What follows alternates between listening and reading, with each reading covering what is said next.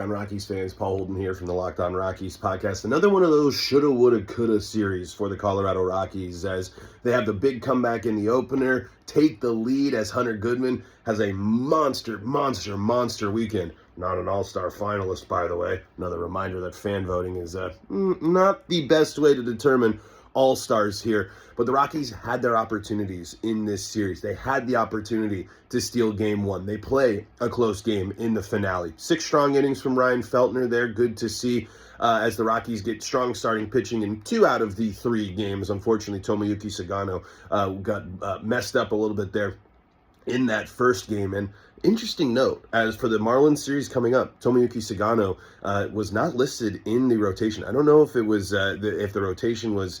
It was basically his spot usually was listed as TBD. Maybe I was looking at the wrong thing, but a rough start from him. But then the rallying Rockies come back late. They have a big comeback, and then the bullpen can't hang on to the 1-run lead, and they lose that game that they had the chance to steal. Then game 2 had the monster 3 home run day from Hunter Goodman as he continues to be one of the best, if not the best offensive weapon for the Colorado Rockies. It's these types of series, it's a bummer. And you can kind of point to the A series, you can point to the Pirates series. There's been a handful of series, especially of late, that the Rockies have had these opportunities to win the series, but they lose these close ball games. And it was great to see the rally, great to see the whole offense come alive, great to see basically 1 through 9 contributing in those first 2 games. Well, not too much offense in the finale there, but that's what stinks about these series is you had the chance, you had the opportunity to steal that game, you had the big game to win a series there,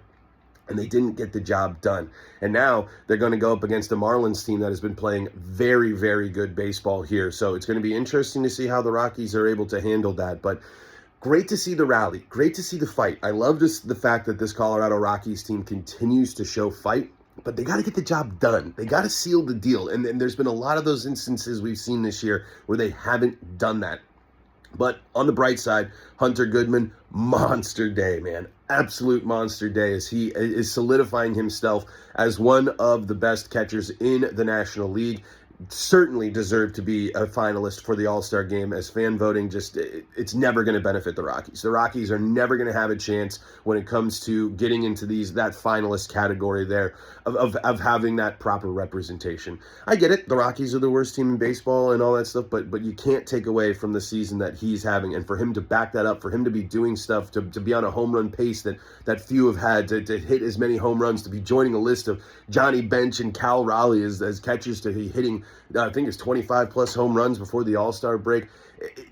It deserves to be recognized, but really big bummer that the Rockies couldn't complete the comeback in the opener and they couldn't get the job done in the finale. You got to play though. It's a complete game, right? You got to go out there and make sure that you're taking advantage of every opportunity that you can get. I don't have the numbers, but it's been one thing that we saw in this series here is the Rockies' offense on the road, surprisingly enough, is actually pretty darn, it's good for Rockies road standards. Pretty surprising to see that the Rockies are able to go out on the road and do some damage there. It took them until the 8th and 9th inning in that first game, and but I was surprised to hear that. It was during the Players Cast on Saturday that they were talking about that one there. But what are you going to do? The Rockies, unfortunately, lose the series against the Twins. Certainly a winnable series. And this one against the Marlins, it's going to be tough. The Marlins are playing very good baseball, and we'll see how the Rockies respond. I'm still on the road this week, but I'll be bringing you your series recaps here in these short little recap videos, and we'll see what we get from the Marlins. Maybe the Rockies surprise. Maybe the Rockies are able to go out and do some damage here. Another interesting note here too.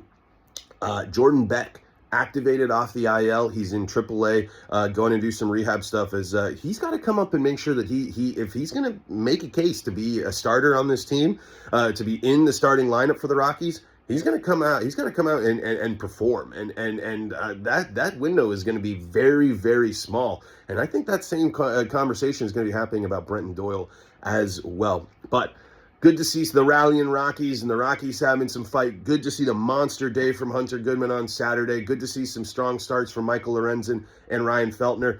But man, it's just tough to see that they couldn't get the job done. And Zach Agnos, man, what is there to say? It has been absolutely brutal. He just has not, when you have a comfortable 6-run lead, you got to get the job done, man. There need to be these expectations for guys. The Rockies talk about you got to earn your way in the lineup. You got to earn your way onto the field.